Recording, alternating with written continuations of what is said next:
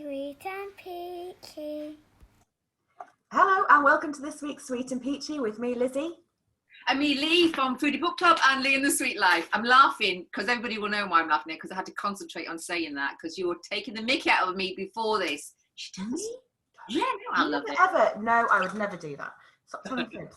Anyway, so today we are talking about insomnia, which is something quite personal to us, actually. We both struggle with it quite a lot. And we're going to talk about some of the celebrities who are dealing with it. And if you watch the end, they've got a little cheeky snippet in there that I think most people, especially parents, will enjoy. Yeah, yes. I can't believe I haven't known this. Honestly, you need to go and check it out afterwards. When we share what it is, you'll have to go and watch it, and then you can tell us about it next time. I can't believe I haven't watched it. Can I ask you a question about insomnia, right? Because everybody, not everybody, but a lot of people go, oh, I've had a sleepless night and all that sort of stuff. But there's a distinct, I don't know what the difference is between insomnia and not sleeping well. Do you? And I should have asked you this before so you could prepare, but you probably know more about this than I do, because people go, oh, I haven't slept well. But Yeah, not sleeping well for... I think insomnia is more when it's like an ongoing thing, and it's because obviously anyone can have a bad night's sleep, which can be as a result of like drinking too much or not being well or too hot, too cold, whatever. Age. Honestly, certain age. No, it is massive, and I didn't realise that was a genuine thing. Yeah, not that I'm that age at all. No, you're only 32. But but no, so I think like me, for example, I've had to have kind of medical intervention in terms of being prescribed medication to help me sleep. I mean, that is extreme insomnia, isn't it? I think. Yeah, because if you've tried everything else, so you've tried like the relaxing bath and the music and the mindfulness apps, and honestly, I've had sandalwood oil on my pillow and everything. I'm allergic to lavender, so obviously and like every sleep product contains lavender. So great. But yeah, so it got to the point where the doctor was like, right, we're going to prescribe you these pills, really short term, because it kind of kickstarts your body back into that rhythm. Because it obviously medically makes you sleep for however many hours, and then if you do that for a couple of weeks, it's meant to kind of get your body back into it. Is it called the circadian rhythm or something? I don't know. Did it work? I did, but now I'm back to square one. Okay. How long ago was the first time you did that? That was about a year. Well, a year ago was the last time I had to do it. Yeah, the last time. Yeah. Yeah, but it's been ongoing for quite a long time. I'm great at falling asleep. I just can't stay asleep. This is the thing, isn't it? Because we're fairly smart and mouthy, right? And we do a lot. We're quite proactive in doing stuff. Do you not find that brain? It's fine falling asleep. That brain suddenly somehow there's a button hit press, isn't it? And it goes, think of this, think of this, think of this, think of this. Wake up! Like. Yeah, and I tend to find my kind of natural time to wake up is like 2:30, 3 o'clock. Yeah. Which is really frustrating. And then because I just can't get back to sleep, so I just lay there like, then I get up for a little bit. And some medical people would say, oh, that's the depression time. That people wake up at like between 2 and 4 every day. You've got to think you should be asking yourself a depression questionnaire. Just saying. Nice. I don't know. I'm just more concerned about disturbing Josh, because with my asthma, I'm a terrible snorer. So. Poor man. I know. So when he eventually gets to sleep through my snoring, and then obviously I'm awake, I don't want to wake him up again by fidgeting and whatever. So I'm always like, like laid really still. But yeah, the snoring. Yeah, the first person is Roseanne Barr.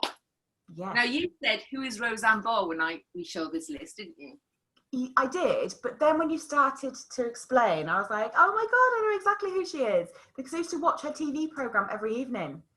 I know. So it was like it's time.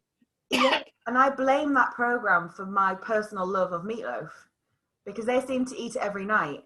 And I do make like a proper American meatloaf, and I absolutely love it, and my kids love it.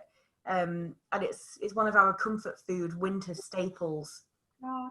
So yummy. They'd make that all every time, didn't she? I forgot all about that. Well, apparently she doesn't sleep very well, and I don't know whether you're aware, but she had a new program start somebody correct me. Anybody? Oh, by the way, can people subscribe and like, please? We're still on 20. I think, you know, we've been on 20 forever.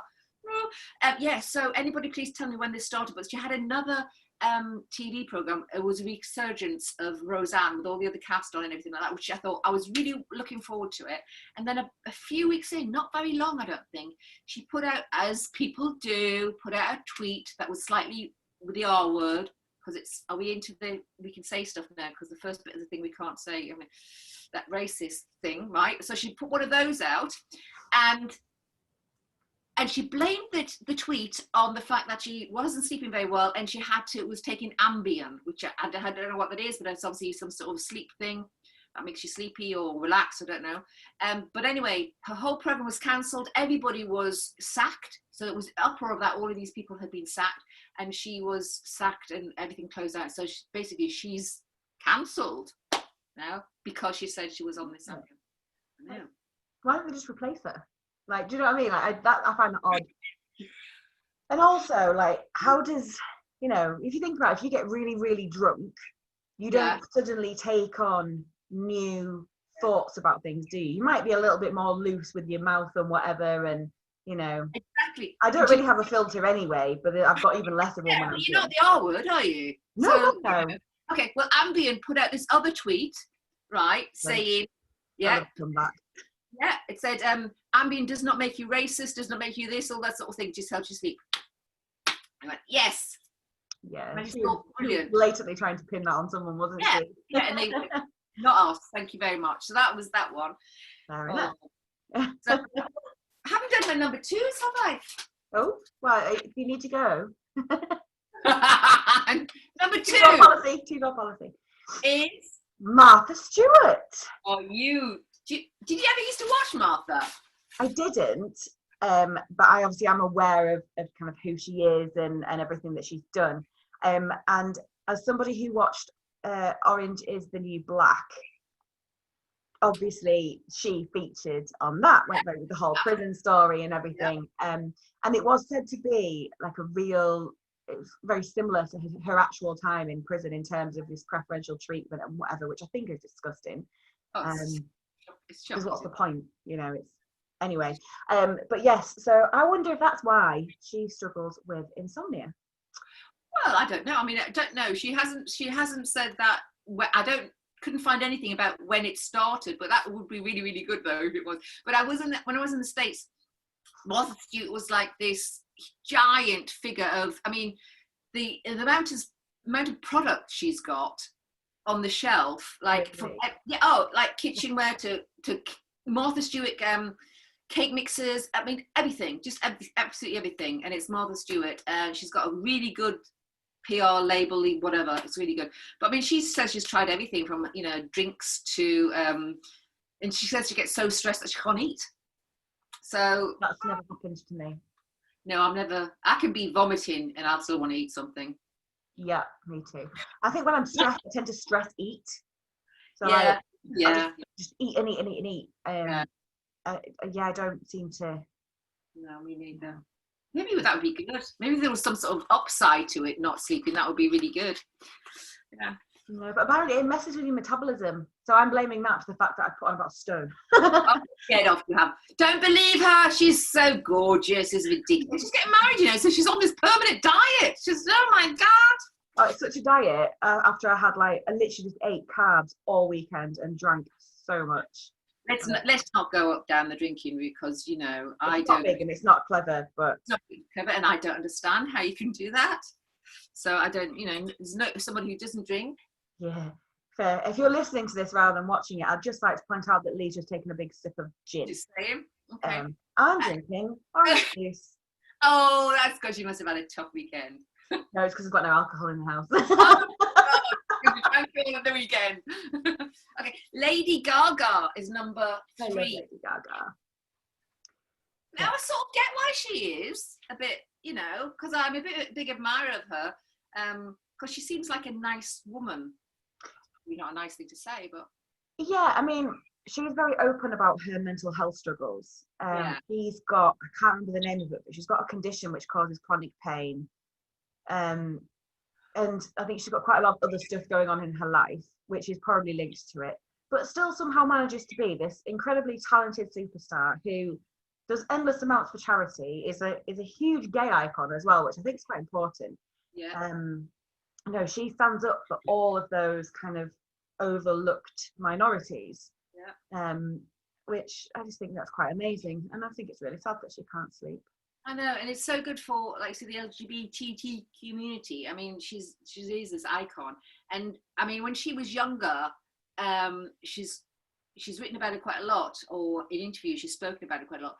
She had a really hard time with so-called friends and things, saying that she was shit and wasn't going to become anything, and to the point where some of her school people, I wasn't going to say friends, but school people, made a Facebook page just for her, saying, I can't remember her original name, I'm sorry about that, saying she's shit. Something like that. She's got an Italian name, isn't she? Yeah, she has, it's awesome. But saying the whole page was about dissing her and telling people that she was crap and everything like that. I mean, that's bullying to the other level, isn't it? Oh, now look at her. That's a proper middle finger up to yeah. Haters gonna hate. her husbands or boyfriends or whatever, she did this interview where she said, oh God, I wish I remember the name. She said the first one left her when her records hit 10 million, whatever. The second one left her when her records hit 50 million or whatever, you know, like platinum and gold. So she's got this whole thing about people not liking her success and intimidating them and everything. So I always get the feeling she's very lonely, and I don't know her. And Lady Gaga, if you ever watch this, if you want a friend, contact us, because I would love to, you know. I'd love to go on a night out with her. Can you imagine? Yeah, I don't want to go a night out with her because I'd be dead by about 9 o'clock. I just want to sit down with her and just have a stroke my hair. I just think she's awesome. She's like so cool. I know she does. And edgy, but like the right kind of edgy. Yes. Like Madonna before she got desperate. Do you know what I mean? Like, oh yeah, yeah. You know what I mean? I'm hoping that she remains as she is and doesn't do a Madonna. Oh. That was gonna happen. Yeah. Josh just got home from work. Panic on his face. Number four. So, Miley Cyrus. I have a real love-hate thing for Miley Cyrus. That shock you though, that Miley Cyrus has trouble sleeping? No. I mean, the history of the drugs and stuff probably, you know, has messed her pattern up quite a lot. But I just think she is so incredibly talented, like disgustingly talented. I know. Also really, really talented, pretty. Young, beautiful. Yeah. But then I feel like sometimes she's just a bit of an attention seeker. Wow. So when she went through the whole, she released We Can't Stop, and then she did Wrecking Ball, and she was like naked on a, it was like, why? Like it was just, I think, for the PR stunt. And that annoyed me a little bit. Do you think she was trying to get away from the Disney thing? Because what I've read, not about her, but other people. Yeah, the Hannah Montana. Yeah, they had this whole problem about getting away from Disney in there, because it's got a huge fan base in Disney, and then they try and be an adult in the adult world, and somehow they, you know what I mean? It's I don't know. I've no idea, but I just think bizarre. She did a twerky thing, didn't she? She did a twerky thing with whatchamacallit? She's got no bum. How do you? No, she did. Yeah, that's true. But she, one thing that I do love on YouTube, and I watch it all the time, she's done these garden sessions where she sings and she does covers of stuff. And one of them is Dolly Parton, Jolene. And it is haunting. It's beautiful. But I think Dolly Parton's actually like her godmother or something. Yeah, well. Yes. Yeah. Because obviously Billy Ray, massive country icon. But yeah, just... How cool would that be? Like, oh yeah, my godmother's just Dolly Parton. Just, rock out. I mean, Dolly Parton is like, I think she's an angel come down to help people. And I love her. She's amazing. I'm not religious or anything, but you know what I mean by that. She just feels like she's an honest, kind, generous soul. And I'm probably going to be really disappointed when I find out something that she isn't. But that's what I feel. It's like, you know, she's made lots of money, but she equally just gives it all, helps, and without being publicised about it, and I like that. And disgustingly talented again. Yeah, there is so that. Talented. Yeah. all three sort of her, bless her. Last one, number 5, which is the one I hope everybody's waited for. Yes. And it's not even really the person, it's more something that they've done, which I find really ironic, in line with the fact that they are very open about the fact that they have insomnia. So Lee didn't know about this, but I encourage you all to check it out. So it's Jennifer Garner, who, again, horribly attractive, very talented. She's been having problems sleeping for like sort of 4 years, I think, something like that. But there's a very famous book, which if you are a parent like myself to what I term as sassholes, you will probably be familiar with. Like, don't get me wrong, I adore my children, but they do push me beyond the limit, particularly the youngest. She's gorgeous and hilarious, but she is sassy. She is real sassy. And this book, my friend introduced me to it, and said, listen to Jennifer Garner read it.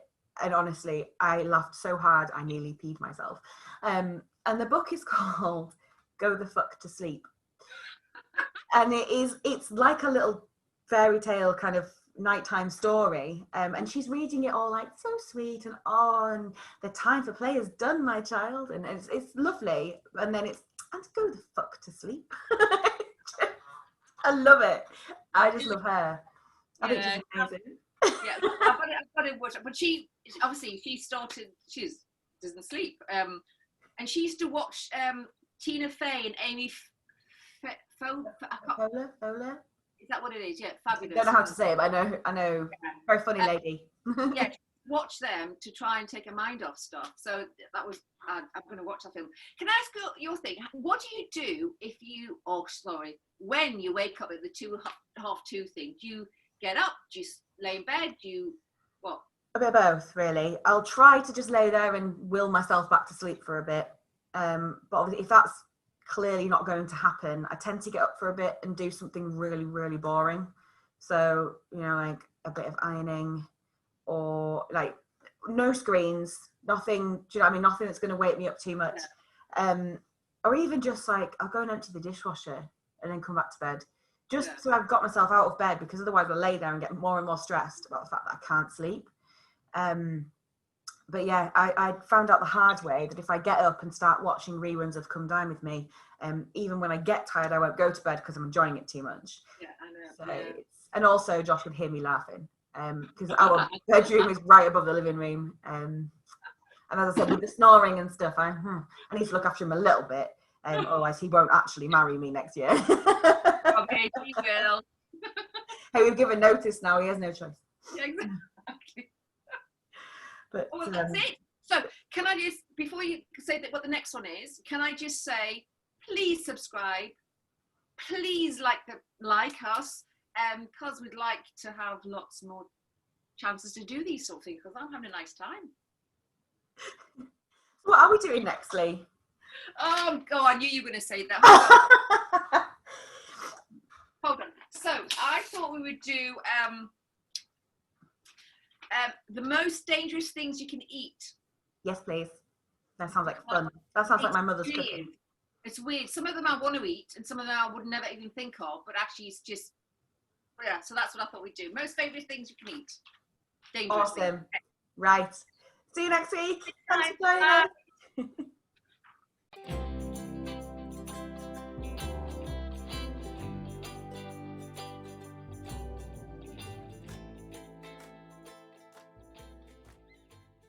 Sweet and peachy.